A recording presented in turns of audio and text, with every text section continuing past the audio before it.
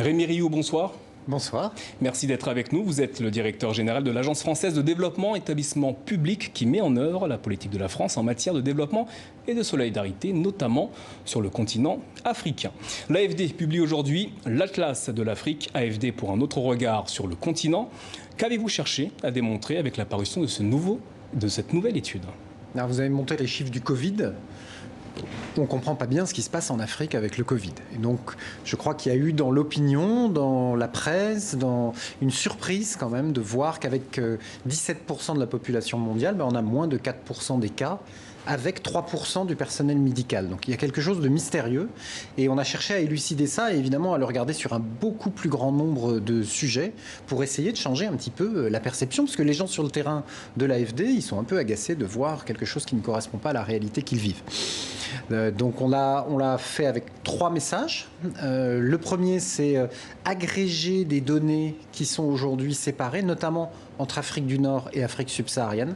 Donc généralement, quand on parle d'Afrique, en fait, on ne prend que les données de l'Afrique subsaharienne. Donc ça, c'est injuste. Donc on a travaillé avec Vera Songwe et ses équipes de la Commission économique pour l'Afrique.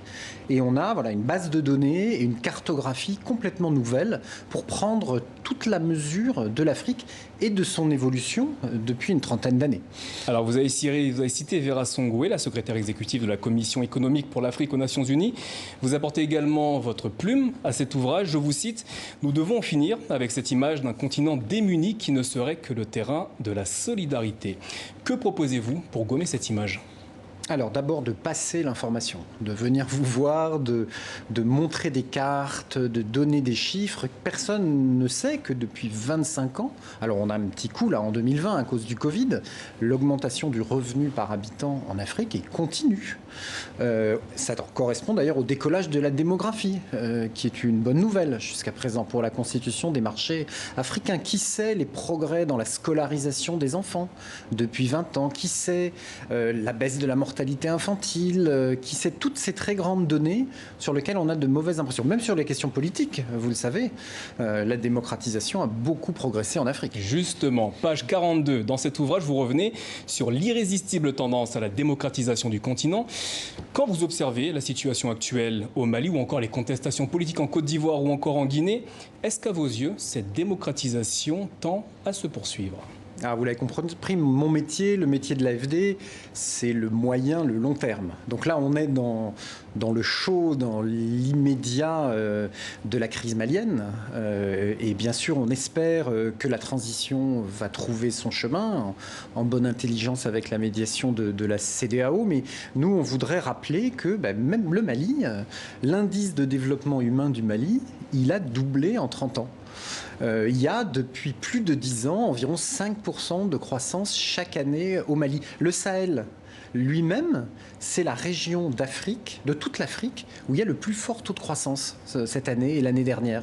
Qui a cette perception? Et qu'on essaye, du coup, moi j'aime bien dire, chaussons nos lunettes en 3D, c'est-à-dire n'ayons pas seulement l'analyse politique et l'analyse de sécurité, où on est quand même souvent un peu dans l'immédiat, de la crise, de la mort, de la guerre, du trouble politique, et amenons les sujets de développement, le 3e D, pour s'inscrire dans la durée et donner quand même un peu d'espoir. J'ai lu aujourd'hui que vous regrettiez le traitement médiatique, notamment dans la région du Sahel. Il est souvent question de sécurité et de politique, c'est un fait. Selon vous, comment aborder les questions liées à l'économie et au développement quand dans un pays comme le Mali, qui est traversé par une grande populaire et qui se termine par le renversement du pouvoir? Alors parfois, il y a des causalités compliquées. C'est aussi parce qu'il y a de la croissance, qu'il y a de la richesse, qu'il y a des choses à se partager, que se développent aussi des formes de banditisme, de trafic. Donc il faut vraiment explorer ces liens de façon approfondie, territoire par territoire. Et moi, je vous invite à venir voir les projets, qui ne sont pas les projets de l'AFD, d'ailleurs, qui sont les projets des Maliens. On a inauguré la station d'épuration d'eau de Kabala, vous savez, en amont du fleuve, qui apporte de l'eau à 1,5 million d'habitants de Bamako. On travaille dans le Nord Mali, on travaille dans la zone des 3 frontières. Donc venez voir et expliquons qu'il y a des choses qui bougent. Dans l'Atlas de l'Afrique qui paraît aujourd'hui, vous proposez, grâce à une documentation riche, une approche du continent africain au moment où l'Afrique, comme le reste du monde, fait face à la pandémie de coronavirus. Quelles sont les singularités et les forces du continent que vous avez relevées dans cette crise sanitaire ? Alors, d'abord, la réaction politique. Je crois qu'elle a été, alors vue d'Europe, où vous savez, au départ, on a un petit peu tâtonné quand même. Je trouve que la réaction de l'Union africaine, on a découvert le CDC Afrique aussi, vous avez ce centre de recherche, d'analyse. La réaction, j'étais avec Macky Sall ce matin, qui m'a expliqué ce qu'il avait fait dans son pays. Je crois qu'elle a été rapide, elle a été très bonne.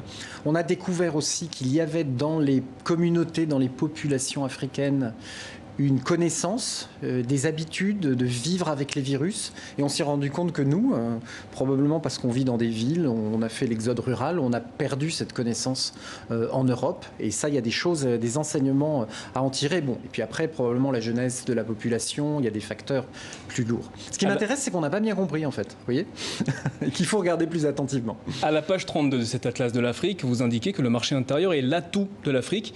Avez-vous des éléments en votre position qui vous amènent à ce constat?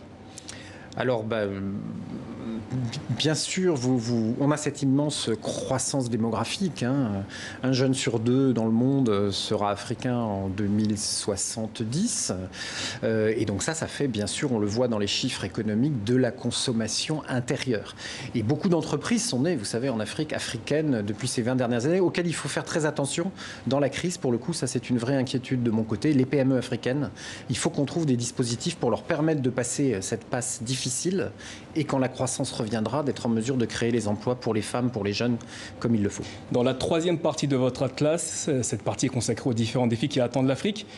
Quels sont-ils?